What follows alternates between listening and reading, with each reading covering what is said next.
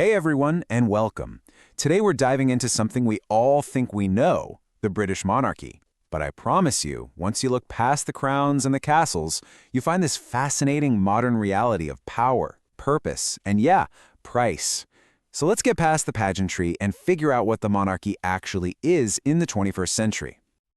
All right, first things first, let's just bust this myth right open. The idea of a king or queen with absolute power just making decrees, that's pure fairy tale stuff. The reality today is a super complex job, a balancing act between ancient traditions and the rules of a modern democracy.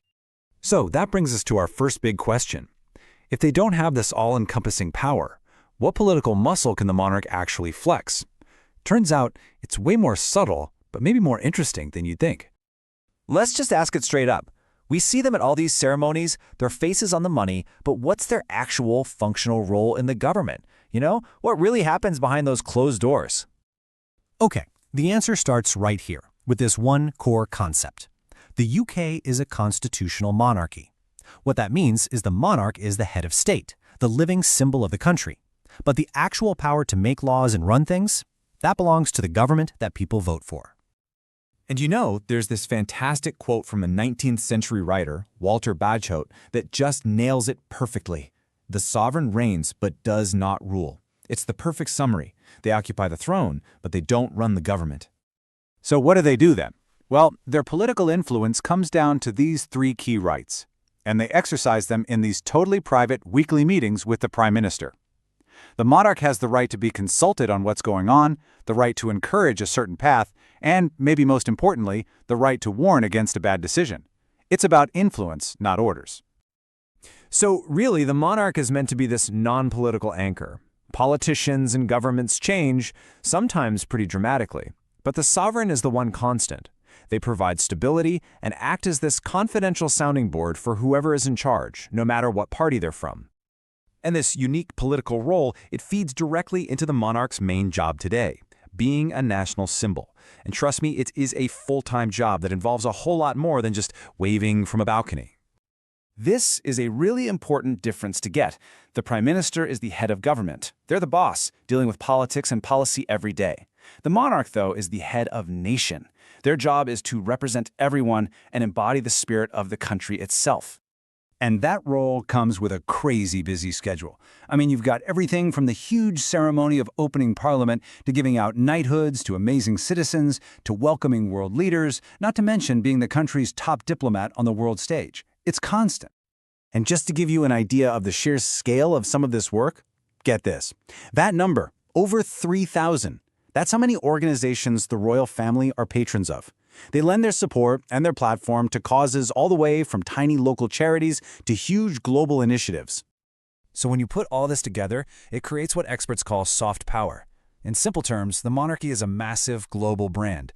It draws in tourists by the millions and gives the UK a unique tool for diplomacy, helping to build relationships in a way that regular politics just can't. Okay, now for the part everyone always asks about, the money. Who pays for all this? It's probably the most controversial part of the whole institution, so let's follow the money and see how it actually works. Yeah, it's the question on everybody's mind, right? Is it my taxes? Is it just their own vast private fortune? Well, let's break it down. In 2023, the main public funding number, called the sovereign grant, was £86.3 million. Now, on its own, that is a huge number, no question. But the story of where that money comes from is the really fascinating part. So the funding basically comes from three different streams. You've got the sovereign grant, which is the main public funding. Then there's income from a private estate called the privy purse. And finally, the monarch's own personal wealth. But that sovereign grant has a really unique origin story. Right, this is the most important part to understand about the money, the Crown estate. It's this enormous property portfolio. We're talking tons of land and real estate. But crucially, it doesn't belong to the king personally. It belongs to the Crown as an institution. All the profit it makes, hundreds of millions of pounds a year, goes straight to the government. Then the government gives a percentage of those profits back to the monarch to fund their official duties. And to put that £86.3 million number into some kind of context, if you divide it by every person in the UK, the sovereign grant costs about £1.29 per citizen for the year. And when you stock that up against what other national expenses cost per person, well, it definitely frames that whole value for money debate in a different light. Okay, so for our last section, let's look ahead. For an institution that's been around for over 1,000 years, its single biggest challenge is making sure it's still around for the next 10. So how does a monarchy stay relevant in our world today? And this quote, I think, just gets to the absolute heart of it. The British monarchy didn't make it this far by refusing to change. No way. It survived because it has always been quietly evolving, adapting itself to reflect the times. And you can see that challenge playing out right here in the polling data. Overall, a clear majority still supports the monarchy. But, and this is the critical detail, look at that note. Support among younger generations is way, way lower.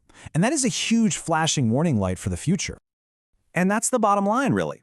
In a modern democracy, an institution you're born into can only exist if the public agrees to it. Its survival is completely tied to its ability to stay relevant and meaningful to everyone in a very diverse and changing society. So we end on this thought. This institution is proven to be unbelievably resilient. It's survived wars, scandals, massive social upheaval, you name it. The real question today isn't if it can change, but how it's going to change to write the next chapter in its 1,000-year-long